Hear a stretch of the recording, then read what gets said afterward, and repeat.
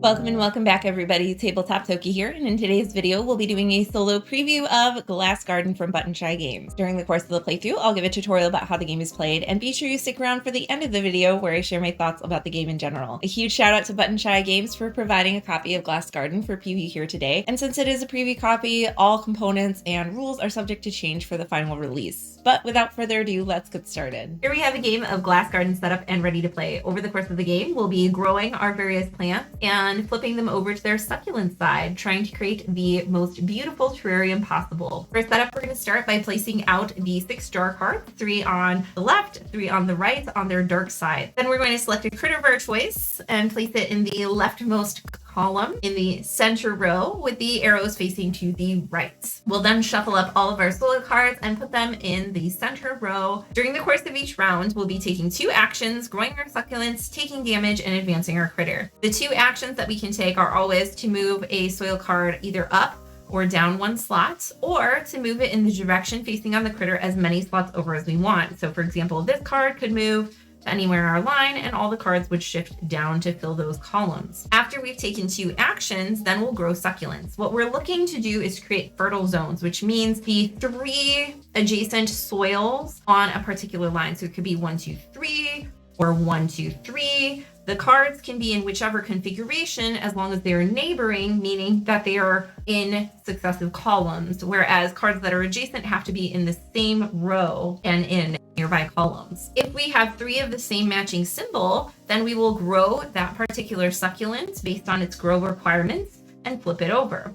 When we do so, we'll immediately gain the benefit of that particular succulent. If we grow a succulent that is next to a darkened part of a jar, a section of the jar will flip to its sunlight side, which will give us a bonus at the end of the game as well. We can grow as many succulents as we want each round, but as we manipulate cards, if they interrupt some of the fertile zones we would need to grow them, then we will not be able to resolve them in that same round. Then our critter will apply damage. When plants take damage, they're going to move down 1. So if they're in the top, they'll move to the middle, and middle to the bottom. They're already on the bottom, we'll go to the next available plant. When the critter moves, it will move 1 to the right and flip over. So now you can see we can shift cards to the left and it will damage plants on the left side. Once the critter gets to the final spot, we'll take 1 last turn. And at that time, we'll be able to use the sunlight abilities of any of our flipped jars. After that, we'll score points for cards on their succulent side. If they're in the top row, they'll get 2 points. If they're in the middle or bottom row, they'll only receive 1 point. Cards that are still on their soil side will get 0 points each. And that's all we need to know to get started. So for our first round here, let's see what symbols we have going. I see a lot of blue over in this area, so I'm wondering if we can do something with that. We do have 2 mountain symbols here, but for now we're shifting to the right, so that's not super great. We could also have our 2 droplets next to each other, and then maybe like move this up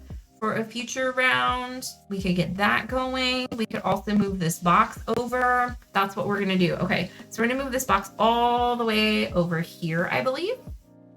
And then that's our first move. And again, they don't swap, they shift. We'll move this card up as our second move. So then we have a fertile zone, this line here between with 3 of our boxes in neighboring cards. We're gonna be able to flip over this plant, and it's aloe vera. And we can shift 1 plant to a different column on the same side of the critter and place it in the top row. So let's see, which one of these do we want to move up? We have our boxes, we have potentially the lightning symbols here. So if we shift this one here and move it up, that sets us up to move this up and get our 3 lightning symbols for next round. Our critter is then going to damage the closest plant on the right side and move down while flipping over. We're going to move this up so that we have those 3 in a fertile zone. And then we want to decide, since this one is next to a jar, it's going to flip to its sunlight side. In anticipation of that, I might want to move it up, and that also gets me something maybe. We got our boxes already, so there's that. The next symbol we might want to start working on are mountains. So this is the mountain card, and we don't want to move it down, so let's just move it up, and that'll help us with points too. Then we're going to go ahead and do our grow succulents phase. So we have 3 lightning bolts. That's going to flip here. This is going to allow us to take 2 extra up or down move actions during the sunlight phase before scoring, which could be really helpful. Then we're going to swap 2 edge plants and place 1 in the top and 1 in the bottom. Why don't we do that? Let's put this in the top. Actually, we have our mountains down here, so let's put this in the bottom and move this friend up. Okay, they're going to damage the plant on the left side, also why we wanted to do that. Since we can't damage it further, it will just move down and flip. So we're close to getting these mountains. If I move it up, it'll automatically go down because it'll get damaged since it's on the right side. And what do we want to set up for next time then? Because we have to move still. In terms of blue icons, we need mountains and we need water droplets. We have a water droplet over here, so that seems like it's not going to happen anytime soon. For our green symbols, we do have these 2 leaf symbols and one here. So I think we want to just set up as best we can here. And let's also just, for point's sake, move. Oh, or what we can do instead is we can move both of these up because that gets us our water droplets up as well. So let's do 1, 2 instead, maybe. And then we're going to damage the closest plant on the right side, which is this one, and flip. No growth this round. It damages it, so it should be down here. But we do want to move it up twice so that we have our mountain symbols. And for that, we are going to flip this card. Oh, we probably could have positioned this over on this side, but we'll see. We're going to swap 2 neighboring plants and put both in the middle row. If we do that, it will bring these down and it'll get us closer to this particular symbol, which could be good. I don't really want to bring any other cards down at this time, or if we swap these, then that symbol will be next to our jar. So maybe we should do that because then we're only losing 1 point of movement downward. But we'll have to move these 2 down anyway. So yeah, I'm going to change my mind on that. Where were we at? Here and here.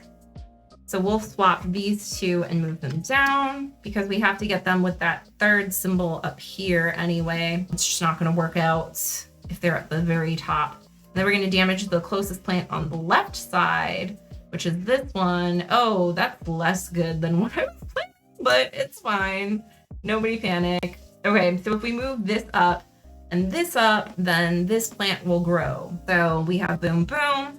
So we're going to grow this one. What do we have? Swap 1 edge plant with 1 non-edge plant. And we exchange exact positions. So I'm wondering if we need these symbols elsewhere. We do have seed, seed, and seed. So we can swap these 2 to get the seeds together. That seems like a good plan. We're going to damage the plant on the right side because we don't have any other fertile zones that are ready to go.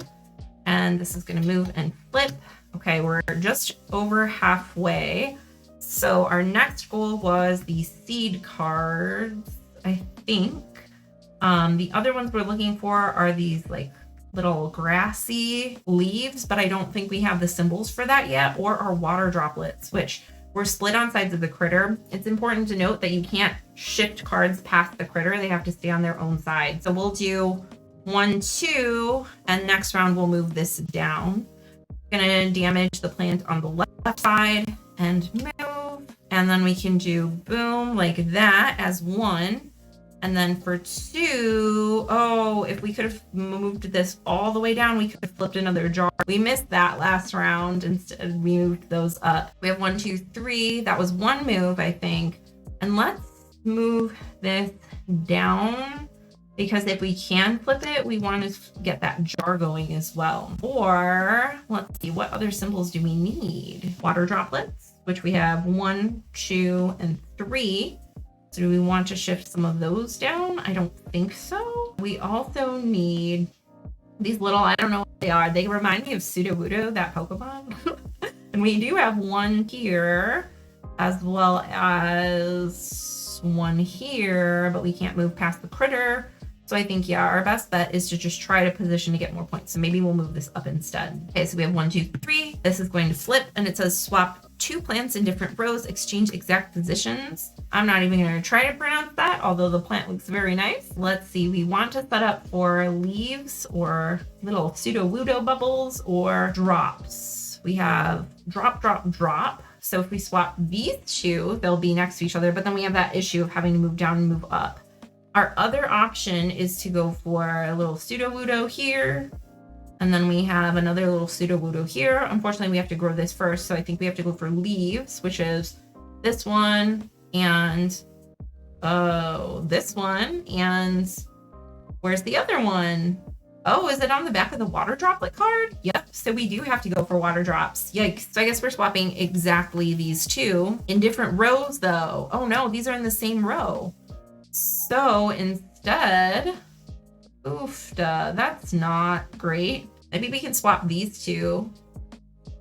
Get that up for points at least. I'm not really sure. We're gonna damage a plant on the right side and move it. Okay, so we need to get the water drop plant flipped because it has the leaf symbol, and that leaf symbol will get us the little other green symbol that we need, unless I'm missing one somewhere. Oh, we do have 3. 1, 2, 3, but they're on opposite sides of the snail. So that means we also have 3 grass symbols. There's one missing here. We have 1, 2, I think, so we do need to get this. Okay, we can move plants to the left. So we have water, water, water. Not particularly great. We also know that this will move down 1, whichever card is here. And when we get the water ability, we'll be able to swap 2 plants in the exact same row. We can move this all the way down. Maybe be able to flip one of these. Let's try that. We're gonna go boom. We move this down 1. Maybe that will be good because then we'll be able to move this over, perhaps. I'm not sure. Okay, we damaged a plant on the left side, so this is going to move down since it's the closest damageable plant. This will flip, and our snail is here. So what were we doing? We were going to try to get 3 water. We definitely need to move this over. This is 1, 2, and then with our 2 sunlight action phase things, we can move these down and flip this, and maybe we'll get something. So no damage to the plant on the right side. This is going to trigger our end of our game because it can't move any further. And we're going to get our sunlight phase jar action. So we get to take 2 up and down move actions, which we'll do boom. So we have a fertile zone.